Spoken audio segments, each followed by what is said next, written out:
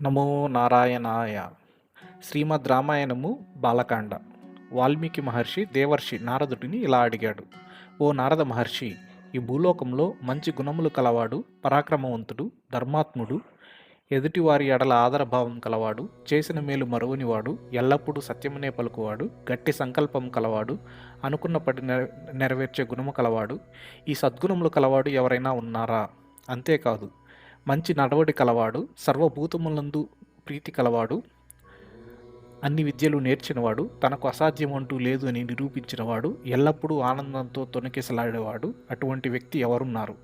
ఓ మహర్షి, మొక్కవోని ధైర్యం కలవాడు, కోపం అంటే ఎరుగనివాడు, మంచి తేజస్సుతో విరాజిల్లేవాడు, అసూయ ద్వేషములను దగ్గరకు రానియనివాడు, యుద్ధరంగంలో దిగితే దేవతలకు కూడా భయపడినవాడు, ఇటువంటి సద్గుణములు కల నరుడిని గురించి వినవలనని నాకు చాలా కుతూహలముగా ఉంది. దయచేసి నాకు వివరించండి.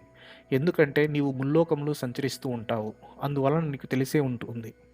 కాబట్టి అటువంటి లోకోత్తర పురుషుడిని గురించి నాకు తెలియచేయండి అని వాల్మీకి మహర్షి నారదుడిని అడిగాడు. అప్పుడు నారదుడు వాల్మీకితో ఇలా అన్నాడు: ఓ మహర్షి, నీవు చెప్పిన గుణములు సామాన్య మానవులలో సాధారణంగా కనిపించవు. ఎందుకంటే అవి అసాధారణములైన దుర్లభమైన గుణములు. కానీ అట్టి గుణములు కలిగిన ఒక మహాపురుషుడు ఉన్నాడు. ఆయన గురించి చెబుతాను విను. ఈ భూమండలంలో ఇక్ష్వాకు వంశం ప్రసిద్ధి చెందింది. ఆ వంశంలో రాముడు అనే పేరు గల ఒక మహాపురుషుడు జన్మించాడు. ఆ రాముడు జనులందరి చేత కీర్తింపబడ్డాడు. ఆ రాముడు స్థిరమైన బుద్ధి కలవాడు, మహావీరుడు, మంచి ప్రకాశం కలవాడు, అసాధారణమైన ధైర్యం కలవాడు. అంతేకాదు, ఆ రాముడు బుద్ధిమంతుడు, నీతిమంతుడు, సకల శాస్త్ర పారంగతుడు, శ్రీమంతుడు. రాముడు శత్రుభయంకరుడు, ఆజానుబాహుడు, స్ఫురద్రూపి, అందగాడు, విశాలమైన వక్షస్థలం కలవాడు. రాముని ధనస్సు చాలా గొప్పది, శత్రువులను నాశనం చేస్తుంది. రాముడు అంత పొట్టి కాదు అని చెప్పి మరీ పొడుగు కాదు. రామునికి అన్ని అవయవములు సమపాలలో ఉన్నాయి. సకల శుభలక్షణ సమన్వితుడు రాముడు. రాముడు సకల ధర్మములు తెలిసినవాడు, సత్యమునే పలికెడువాడు, ఎల్లప్పుడూ ప్రజల హితమును కోరేవాడు, మంచి యశస్వి, జ్ఞాన సంపన్నుడు, ఎల్లప్పుడూ శుచిగా ఉంటాడు, శరణు కోరిన వారిని రక్షించేవాడు. ఆ రాముడు ప్రజాపతితో సమానమైనవాడు, దుష్ట శిక్షణ శిష్టరక్షణ పట్ల ఆసక్తి కలవాడు, ధర్మాన్ని ఎల్లప్పుడూ పరిరక్షించేవాడు. రాముడు తనను తాను రక్షించుకుంటూ తన వారిని కూడా రక్షించేవాడు. రాముడు వేదములు వేదాంగములు చదివినవాడు, ధనుర్వేదములో దిట్ట. రాముడు సకల శాస్త్రముల అర్థములు తెలిసినవాడు, మంచి జ్ఞాపక శక్తి కలవాడు, మంచి ప్రతిభావంతుడు, సర్వలోక ప్రియుడు, సాధుజనుల యందు దీనుల యందు దయగలవాడు. నదులన్నీ సముద్రము చేరినట్టే సత్పురుషులందరూ రాముని వద్దకు చేరుతారు. రాముడు అందరినీ సమానంగా ఆదరిస్తాడు. రాముడు సముద్రం వలె గంభీరంగా ఉంటాడు, హిమాచలం వలె ధైర్యంగా నిలబడతాడు. ఇటువంటి సకల సద్గుణ సంపన్నుడు కౌసల్యకు పుత్రుడిగా జన్మించాడు. ఆ రాముడు పరాక్రమంలో విష్ణువుతో సమానుడు. చంద్రుడిని చూస్తే ఎంత ఆనందకరంగా ఉంటుందో రాముని చూస్తే అంతే ఆనందం కలుగుతుంది. కానీ రాముడికి కోపం వస్తే ప్రళయాగ్ని స్వరూపుడు. ఇంకా రాముడు ఓర్పులో భూదేవిని, దానంలో కుబేరుని, సత్యం పలుకుటలో ధర్మదేవతని మించినవాడు. అటువంటి రామునికి తండ్రి దశరథుడు. దశరథుడు సకల గుణాభిరాముడైన రామునికి యువరాజ్య పట్టాభిషేకం చేయాలని సంకల్పించాడు. ఇది దశరథుని భార్య అయిన కైకకు నచ్చలేదు. ఆ సమయంలో ఆమె దశరథుని తనకు పూర్వం ఇస్తానన్న 2 వరములు ఇమ్మని కోరింది. ఆ 2 వరములలో ఒకటి రాముడిని రాజ్యం నుంచి వెళ్ళగొట్టడం, రెండవది తన కుమారుడైన భరతునికి పట్టాభిషేకం జరగడం. మాట తప్పలేని దశరథుడు రాముని వనవాసమునకు వెళ్ళమని చెప్పాడు. తల్లిదండ్రుల మాటలను శిరసావహించి రాముడు రాజ్యం విడిచి అరణ్యములకు వెళ్ళాడు. రాముని తమ్ముడు లక్ష్మణుడు అన్న రాముని విడిచి క్షణం కూడా ఉండలేడు. అందుకని లక్ష్మణుడు కూడా రాముని వెంట అరణ్యములకు వెళ్ళాడు. రాముని భార్య సీత రామునికి ప్రాణ సమానురాలు. ఆమె జనక మహారాజు కుమార్తె, సర్వలక్షణ సంపన్న, నారీలోకములో ఉత్తమురాలు. చంద్రుని అనుసరించి రోహిణి ఉన్నట్లుగా రాముని విడిచి ఉండలేక సీత కూడా రాముని వెంట అడవులకు వెళ్ళింది. రాముడు, లక్ష్మణుడు, సీత అడవులకు వెళుతుంటే అయోధ్య ప్రజలు రామునితో పాటు గంగానది దాకా వచ్చారు. తర్వాత రాముని ఆదేశం మేరకు అయోధ్యకు మరలిపోయారు. రాముడు, సీత, లక్ష్మణుడు ఆ రాత్రికి శృంగిబేరపురంలో ఉన్న గుహుడు అనే నిషాదుని కలుసుకున్నారు. తర్వాత రాముడు తన సారథిని రథమును వెనక్కి తీసుకుని వెళ్ళమని పంపించేశాడు. మరునాడు వారు గంగానదిని దాటారు. ఒక వనం నుంచి మరొక వనమునకు పోతూ భరద్వాజ మహర్షి ఆదేశం మేరకు చిత్రకూటము అనే ప్రదేశమునకు చేరుకున్నారు. అక్కడ ఒక పర్ణశాలను నిర్మించుకున్నారు. అక్కడ ఏ చీకు చింత లేకుండా హాయిగా నివసిస్తున్నారు.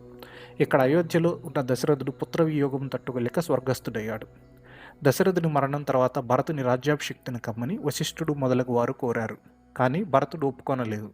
రాముని ఆజ్ఞ కొరకు భరతుడు రాముని ఉన్న చోటికి వెళ్ళాడు. రామునికి తండ్రి మరణ వార్త తెలిపి తిరిగి అయోధ్యకు వచ్చి రాజ్యం స్వీకరించమని కోరాడు. ధర్మాత్ముడైన రాముడు తండ్రి ఆజ్ఞ పాలించడం తన ధర్మమని రాజ్యపాలనకు ఒప్పుకొనలేదు. రాముడు తన పాదుకలను భరతునికి ఇచ్చాడు. తనకు బదులుగా సింహాసనం మీద వాటిని ఉంచమన్నాడు. తగు మాటలు చెప్పి భరతుని వెనక్కు పంపించేశాడు. భరతుడు రామ పాదుకలను భక్తితో స్వీకరించి అయోధ్య వెలుపల ఉన్న నందిగ్రామమునకు వెళ్ళాడు. అక్కడ రాముని పాదుకలను ఉంచాడు. రాముని ఆగమనను కోరుకుంటూ అక్కడి నుండి రాజ్యపాలన సాగించాడు. తర్వాత రాముడు దండకారణ్యం ప్రవేశించాడు. అక్కడ నివసిస్తున్న విరాధుడు అనే రాక్షసుని చంపాడు. శరభంగ మహర్షిని, సుతీక్ష్ణ మహర్షిని, అగస్త్య మహర్షిని ఆయన భ్రాతను సందర్శించాడు. ఆ ప్రకారంగా అరణ్యంలో నివసించుచున్న రాముని అక్కడ ఉన్న మునులు చూడడానికి వచ్చారు. తమకు రాక్షస బాధ ఎక్కువగా ఉందని, ఆ రాక్షసుల్ని సంహరించి తమకు రక్షణ కల్పించమని రాముని కోరారు. తాను రాక్షస సంహారం చేస్తాను అని రాముడు ఆ ఋషులకు మాట ఇచ్చాడు. ఆ దండకారణ్యంలో రావణుని సేనలు ఉన్నాయి. రావణుని చెల్లెలు శూర్పణఖ. ఆమె కామరూపిణి. ఆమె రాముని కామించింది. రాముడు ఆమె ముక్కు చెవులు కోసి విరూపిగా చేస్తాడు. శూర్పణఖ వెళ్ళి రావణుని సైన్యాధిపతులైన కర, దూషణ, త్రిశిరులను తనకు జరిగిన అవమానం గురించి చెప్పింది. వారందరూ రాముని మీదకి యుద్ధానికి వచ్చారు. రాముడు వారితో యుద్ధం చేసి వారిని అందరినీ సంహరించాడు. ఆ ప్రకారంగా రాముడు తాను దండకారణ్యంలో ఉన్నప్పుడు జనస్థానంలో నివసించున్న 14,000 మందిని సంహరించాడు. ఈ వార్త రావణాసురుడికి తెలిసింది. అతనికి కోపం వచ్చింది. తనకు సాయం చేయమని మారీచుడు అనే రాక్షసుని కోరాడు. కానీ మారీచుడు ఒప్పుకొనలేదు. కర, దూసనాది రాక్షస వీరులను సంహరించిన రాముడు వంటి మహావీరునితో వైరం పెట్టుకోవద్దని హితవు చెప్పాడు. కానీ రావణుడు వినలేదు. మారీచుని బలవంతంగా ఒప్పించాడు. మారీచుని వెంట పెట్టుకుని రాముడు ఉండే ఆశ్రమానికి వెళ్ళాడు. మారీచుని సాయంతో రాముని, లక్ష్మణుని దూరంగా పంపాడు. మాయోపాయంతో రావణుడు సీతను అపహరించాడు. అడ్డు వచ్చిన జటాయువుని చంపాడు. రామలక్ష్మణులు ఆశ్రమమునకు తిరిగి వచ్చారు. సీత కనపడలేదు. సీతను వెతుకుతుంటే జటాయువు కనిపించాడు. సీతను రావణుడు అపహరించాడు అని తెలుసుకున్నారు. జటాయువుకు దహన సంస్కారంలో చేశాడు. తర్వాత సీతను వెతుకుతూ అడవిలో తిరుగుతున్నారు. కబంధుడు అనే రాక్షసుని చూచారు. తమకు అపకారం చేయబోయిన కబంధుని చంపి అతనికి శాప విముక్తి కలిగించారు. కబంధుడు వారిని శబరి ఆశ్రమానికి వెళ్ళమని చెప్పాడు. కబంధుని శరీరంకు అంత్యక్రియలు చేశారు రామలక్ష్మణులు. తర్వాత వారు శబరి ఆశ్రమంకు వెళ్ళారు. శబరి వారిని పూజించింది. తర్వాత వారు పంపా తీరంకు వెళ్ళారు. అక్కడ హనుమంతుని చూచారు. వానర రాజు అయిన సుగ్రీవునితో స్నేహం చేశారు. రాముడు తన గురించి, సీతాపహరణం గురించి సుగ్రీవునికి చెప్పాడు. సుగ్రీవుడు తనకు తన అన్న వాలికి ఉన్న వైరం గురించి రామునికి చెప్పాడు. రాముడు వాలిని చంపుతానని ప్రతిజ్ఞ చేశాడు. కానీ రాముడు వాలిని చంపగలరా అని సుగ్రీవునికి అనుమానం కలిగింది. అంతకు పూర్వం వాలి చేతుల్లో చచ్చిన దుందుబి అనే రాక్షసుని శరీరం రామునికి చూపాడు. రాముడు ఆ రాక్షసుని శరీరంను తన గాలి గోటితో 10 యోజనముల దూరం పడేటట్లు విసిరివేశాడు. ఒకే బాణంతో 7 మత్తి చెట్లను కూల్చాడు. అప్పుడు సుగ్రీవునికి రాముని మీద నమ్మకం కుదిరింది. రాముని వెంట తీసుకుని వెళ్ళి వాలి ఉన్న గుహ వద్దకు వెళ్ళాడు. సుగ్రీవుడు బయట ఉండి సుగ్రీవుడు గట్టిగా అరిచాడు. ఆ అరుపు విని వాలి బయటకు వచ్చాడు. వాలి భార్య తార వాలిని యుద్ధమునికి వెళ్ళవద్దని వారించింది. కానీ వాలి వినలేదు. వాలి సుగ్రీవునితో యుద్ధం చేశాడు. రాముడు ఒకే బాణంతో వాలిని చంపాడు. సుగ్రీవుడి వానర రాజ్యమునకు పట్టాభిషిక్తుని చేశాడు. తర్వాత సుగ్రీవుడి సీతాదేవుని వెతుకుటకు వానరులను నలుదిక్కులకు పంపాడు. హనుమంతుడి దక్షిణ దిక్కుగా వెళ్ళాడు. సముద్రమును దాటి లంక చేరుకున్నాడు. అశోకవనంలో రాముని కొరకు శోకించుచున్న సీతను చూచాడు. హనుమంతుడి సీతను కలుచుకున్నాడు. రాముడు ఇచ్చిన ఉంగరమును గుర్తుగా చూపించాడు. రామ సుగ్రీవుల మైత్రి గురించి చెప్పాడు. తర్వాత హనుమంతుడు అశోకవనం యొక్క తోరణ ద్వారాలను ధ్వంసం చేశాడు. తనను పట్టుకోబోయిన రావణుని సేనాధిపతులను 5గురిని చంపాడు. అక్షకుమారుని చంపాడు. తుదకు బంధింపబడ్డాడు. తర్వాత తనను తాను విడిపించుకొని లంకా దహనం చేశాడు. హనుమంతుడు లంక నుండి రాముని వద్దకు వచ్చాడు. సీతను చూచాను అని రామునితో చెప్పాడు. తర్వాత వానర సేనలతో సముద్ర తీరం చేరుకున్నారు రాముడు, సుగ్రీవుడు. తనకు దారి ఇవ్వని సముద్రుని రామబాణంతో అల్లకల్లోలం చేశాడు. సముద్రుని మాట ప్రకారం రాముడు నీలునితో వారధి కట్టించాడు. ఆ సేతువు మీదుగా లంకకు చేరుకున్నాడు. రావణునితో యుద్ధం చేసి రావణుని సంహరించాడు. కానీ అన్ని రోజులు పరాయి వాడి వద్ద ఉన్న సీతను పరిగ్రహించడానికి సందేహపడ్డాడు. ఆ మాటలు భరించలేక సీత అగ్నిప్రవేశం చేసింది. అగ్నిదేవుడు వచ్చి సీత కల్మషం లేనిది అని చెప్పాడు. అప్పుడు రాముడు సీతను స్వీకరించాడు. రావణ సంహారం చేసిన రాముని సమస్త దేవతలు, ఋషులు ఎంతగానో శ్లాఘించారు. రాముడు విభీషణుని లంకారాజ్యమునకు రాజుని చేశాడు. రాముని చూడడానికి వచ్చిన దేవతలు వరాలు ఇచ్చారు. ఆ వరాల ప్రభావంతో యుద్ధంలో చనిపోయిన వానరులందరూ బతికారు. అందరూ పుష్పక విమానం ఎక్కి అయోధ్యకు వెళ్ళారు. రాముడు ముందు భరద్వాజ ఆశ్రమంకు వెళ్ళాడు. హనుమంతుని నందిగ్రామంలో ఉన్న భరతుని వద్దకు పంపాడు. తరువాత రాముడు నందిగ్రామమునికి వెళ్ళాడు. తన సోదరులను కలుసుకున్నాడు. మునివేషములను వదిలి క్షత్రియోచితములైన దుస్తులు ధరించారు రాముడు, సీత, లక్ష్మణుడు. రాముడు అయోధ్యకు పట్టాభిషిక్తుడయ్యాడు. రామ పట్టాభిషేకమునకు లోకములన్నీ సంతోషించాయి. రాముడి పాలనలో ప్రజలందరూ ధర్మబద్ధంగా నడుచుకున్నారు. సకాలంలో వానలు కురిసి దుర్భిక్షము అంటూ లేకుండా పోయింది. తండ్రి జీవించి ఉండగా పుత్రులు మరణించడం లేదు. స్త్రీలకు వైధవ్యం లేదు.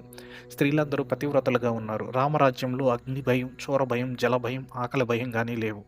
రాజ్యంలో ధనధాన్యములు సమృద్ధిగా ఉండేవి. ప్రజలందరూ సంతోషంగా జీవించారు. రాముడు లెక్కలేనన్ని అశ్వమేధ యాగములు చేశాడు. లక్షల కొలది గోవులను బ్రాహ్మణులకు దానంగా ఇచ్చాడు. రామరాజ్యంలో 4 వర్ణముల వారు తమ తమ పనులను సక్రమంగా చేసుకుంటూ సంతోషంగా జీవించారు. ఆ ప్రకారంగా రాముడు 11,000 సంవత్సరములు రాజ్యపాలన చేసి తుదకు బ్రహ్మలోకం చేరుకున్నాడు.